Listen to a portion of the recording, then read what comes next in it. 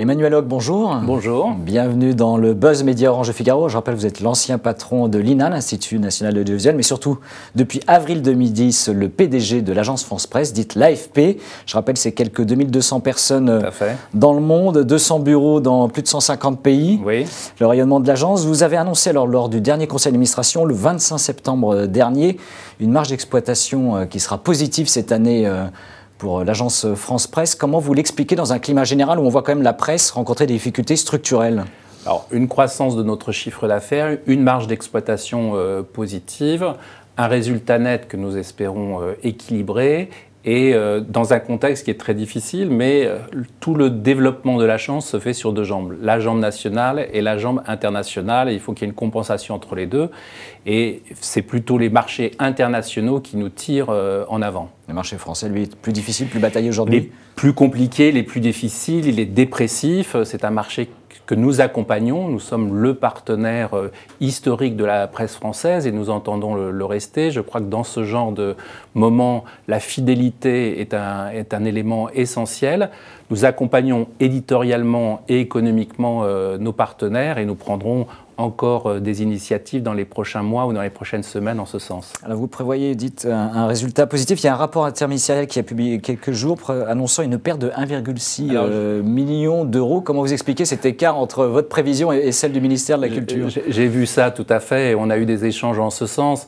Aujourd'hui, 68% de notre chiffre d'affaires est exposé à la devise et aux marchés internationaux. Donc il y a des éléments de prise en compte de taux de devise entre le mois de juin et le mois de décembre. Et nous avons provisionné dans nos comptes pour faire face à ces risques. C'est de la prudence. C'est de la prudence et ça montre l'internationalisation de l'AFP. L'AFP est le plus grand média français à l'international et donc cette dimension de taux de change joue beaucoup dans nos comptes. Alors, quelles sont les activités qui vont justement tirer votre chiffre d'affaires cette année et prévisionnel sur l'année de 2013 ?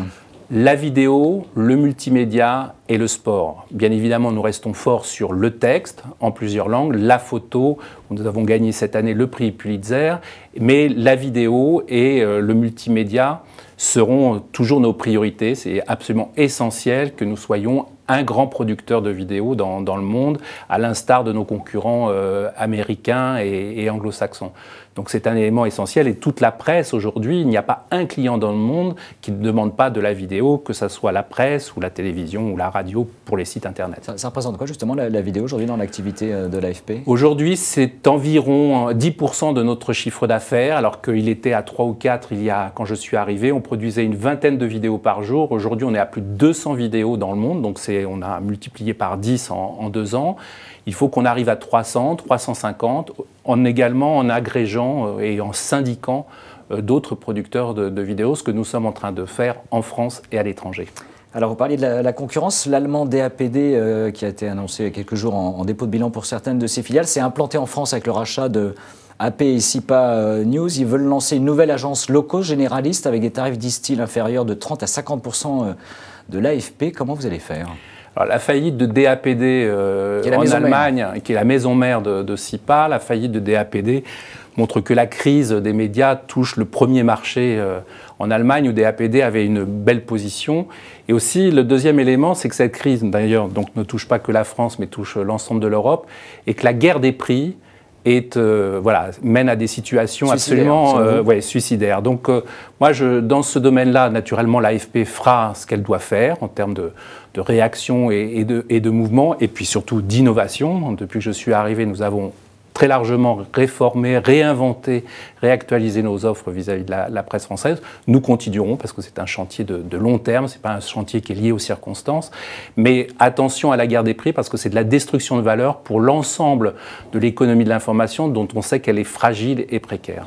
Alors le 22 mars dernier, le statut de l'AFP, qui est particulier, a été modifié, justement lui permettant de disposer, d'une mission d'intérêt général. Est-ce que ça signifie que clairement aujourd'hui, les financements notamment publics sont sécurisés au sein de l'AFP? Alors c'est une discussion avec la Commission de Bruxelles. Ce sont des dossiers qui tournent autour de ce qu'on appelle pudiquement les aides d'État ou les aides publiques. Nous sommes en voie de sécurisation de ces financements.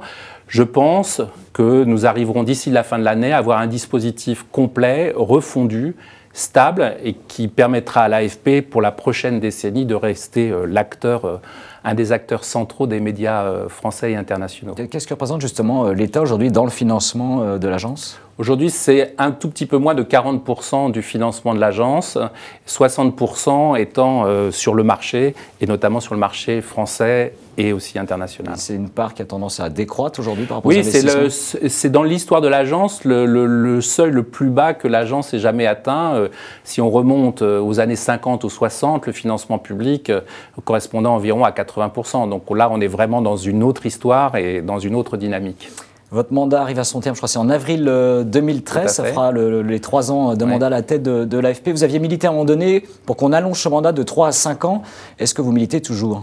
Alors, je ne sais pas si j'ai milité, mais en tous les cas, j'ai clairement dit ma position sur ce sujet-là comme sur d'autres. Je pense que AP et Reuters ont connu 2 présidents en 25 ans. L'AFP en a connu 8, dont 3 démissionnaires. Donc je pense que la longévité, la stabilité dans le monde des médias est un élément essentiel. Et pour éviter les effets de mode ou les effets un tout petit peu turbulents, la stabilité est un élément capital. Eh bien, Emmanuel, merci. Merci d'être venu dans le Buzz Média Orange Le Figaro. Et nous nous retrouvons dès demain avec un nouvel invité. Très bonne journée.